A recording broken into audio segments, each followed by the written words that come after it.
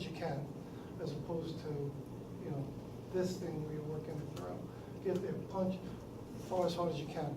Then you let it fall down and you throw it on like a cape. You gotta exaggerate it. You really gotta make a big sweeping movement so that it comes over, so there's enough for you to grab on the other side and bring it around, get your hand there, punch through it. So the last person I did that with, took him 5 minutes to put on his coat before I worked with him, took just under a minute to put on his coat after. Now that was immediately after, and then the next 2 sessions with me watching. He said at home he wasn't doing it quite that quickly, but he was doing it better than he was before. You want to talk to them about verbal cues, talk to the spouse about verbal cues, make sure they're using the right cues. You want to educate them on dual task. I have that person that I was telling you about before, who says he can't walk like this at home. He's the bag man. When he comes in, he's got something over his shoulder. He's got 2 bags and a newspaper. So he comes in with all this extra stuff, which is all dual tasks. This is all, you know, very challenging stuff. So it took me a while to convince him not to walk like that. And he stopped falling as much at that point because he got rid of it. Now that he's using a walker, he's able to use the walker to carry the stuff more. And then handwriting practice. Simply put, you take line paper, then you have them practice writing over 2 lines, like we did when we were in elementary school. Have them go exaggerated sweeping movements to try to get them in the habit of writing bigger and following the lines. Fitness, we have to increase the activity level. People are sedentary as they get older, more sedentary when they have Parkinson's and they have balance issues and it's difficult to walk. Dance, there were 6 top-level experiments in 2009, there are a lot more now. They've done it on the tango and the merengue and all these other dances, and it's been shown to be effective in helping walking. Tai Chi, same thing, it's been shown to be effective in helping balance. Yoga is a great activity. Stretching is body awareness. Swimming can be frustrating. Oftentimes people lose the ability to use their arms and legs reciprocally. So if you're a really good swimmer, it might be frustrating. If you were never a really good swimmer, it might not be bad. Exercise program, numerous articles and different exercise programs to help people with PDA, and test specific exercise routines, like a circuit training where you're getting up and out of a chair, coming over here, getting in and out of bed, coming over here, going up and down 3 steps, et cetera, in the circuit.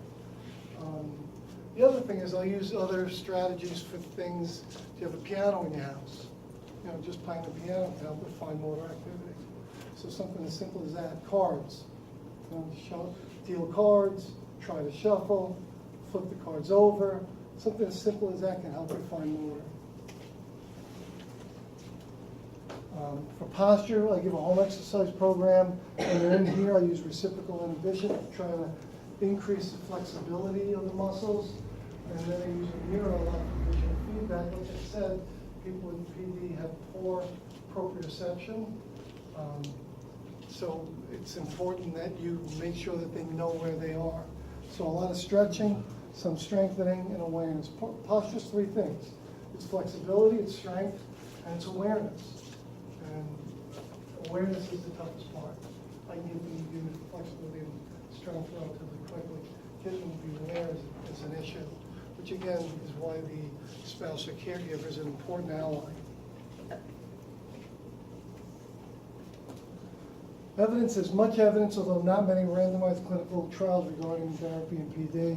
A meta-analysis in 2008 showed that there wasn't enough support to highly recommend exercise for PD. Again, I told you in the past, evidence-based practice doesn't mean you listen to everything that everyone writes. I totally disagree. There are a lot of studies out there on Parkinson's disease and therapy, and therapy is certainly effective. It's just they didn't do the studies in such a way that the meta-analysis could use them all. But it's definitely been proven, in my eyes, to be highly effective. There are many smaller studies that allow for the development of a framework from which to treat, and then research in other areas such as feedback, psychology, pure exercise, can all help to help us develop treatment approaches. So it's a disease of the elderly. However, it affects more than enough younger people. I want to show you this video. Hey kid. This is a great video.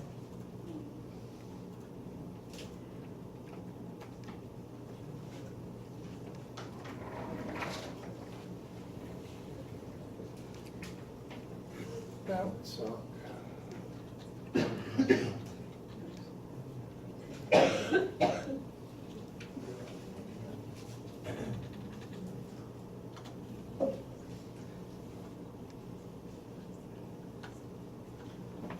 Now I don't know which one it is.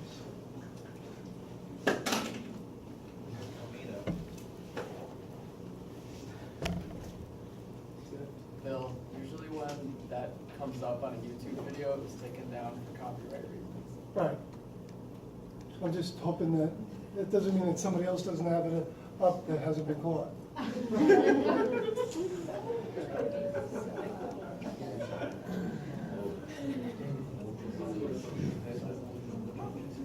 Brian Grant, a 12-year NBA veteran who has played with many good teams, Phoenix Suns, Portland Trailblazers, Miami Heat, to name a few, Sacramento Kings. He unfortunately has Parkinson's disease. Now, he retired from the NBA in 2006. He was diagnosed about 2 years later. He gave a fantastic interview for Power Forward, a YouTube channel that you should all subscribe to, and check out all of their work. Links are in the description below. It's unfortunate, but he is certainly taking it head on. He's 42 years old. He tells the story about how he was coaching some kids, and they asked, why is your hand shaking, Mr. Grant? And he said, I'm doing it on purpose, or I'm just a little nervous, or whatnot. And he has sort of, with Michael J. Fox's support and the Parkinson's community support, and just other people supporting this horrible, horrible disease and trying to make a positive out of a negative, he started his own foundation, the Brian Grant Foundation. You can go to their website, briangrant.org. He gave a great interview on Yahoo, but I mean, when you see all this, Ben, and you saw he was literally a power forward. He could DM Shaq, defensive-minded player. I mean, he was tough. He was he was a little bit, Joakim Noah, we were talking about. Joakim Noah. Why do you do that all the time? I don't like that. Like, you can't. His name is incredibly hard to pronounce. Joakim. And it was mispronounced for years. Sports. All right, yeah, keep going. Okay, I'll remember that. I thought that was Michael J. You mispronounce things, and I don't always call it out. Yeah, but this keeps happening. Like, I'll mispronounce something once, maybe. Is that right? Yeah. Okay. That's So we'll keep that in mind. Very interesting. I was saying the other day against Carl this often. Like pricing themselves out of their current markets. That's totally fair. Brian Grant, by the way, seriously, that's totally.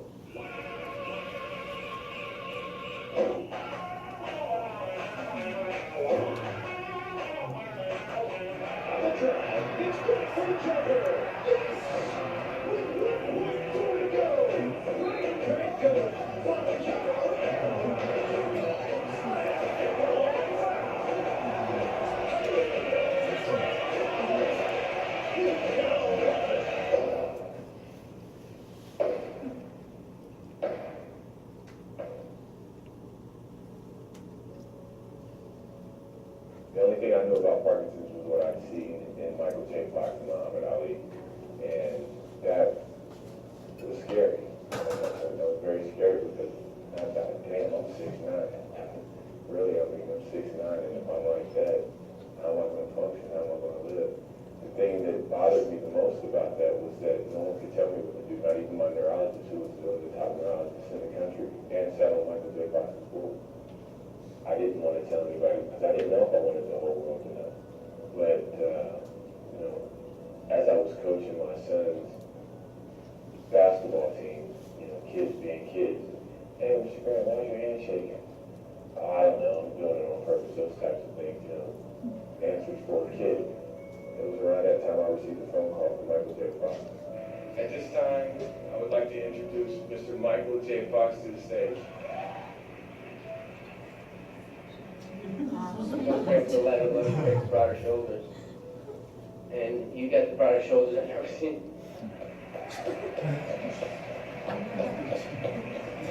After speaking with him and hearing his courage and his optimism, after him being honest with me, telling me that if I do go public, it becomes a requirement of mine to be there for the public and be a spokesperson and advocate to get the information to the people. That just really changed my mind.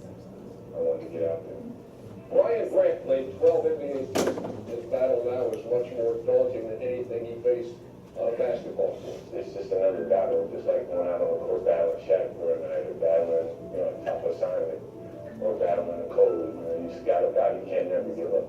Like 1 million of my fellow Americans, I suffer from Parkinson's disease.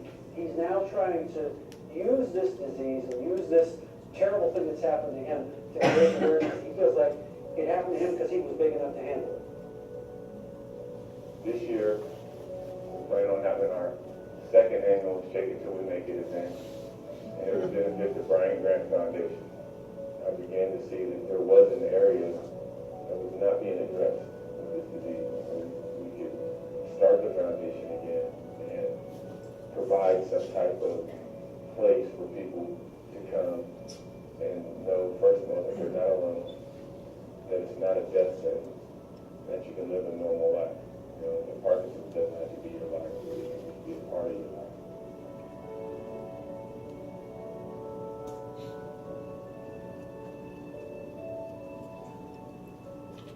All right, not as good as the video I wanted to show you, but not bad.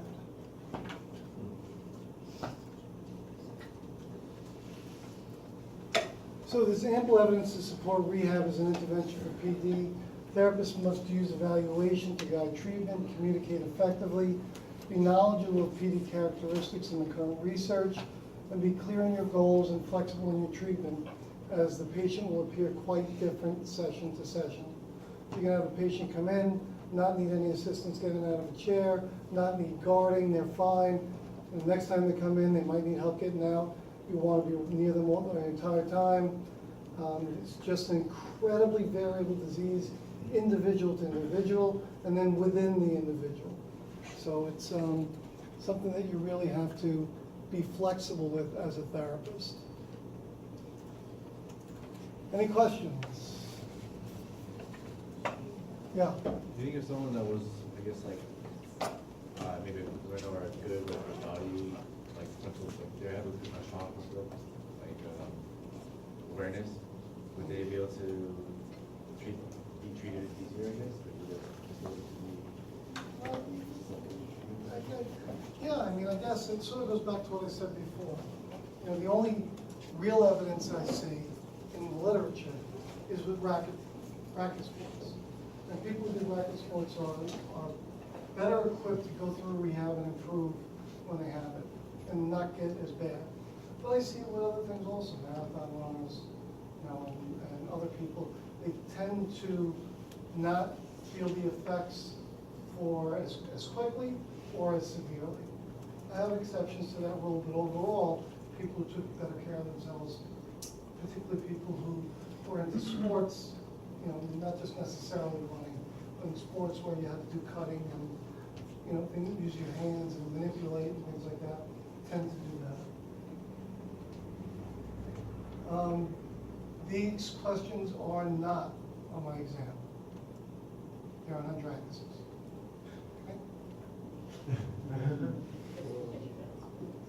Which means he wrote them, I didn't. Just so you know.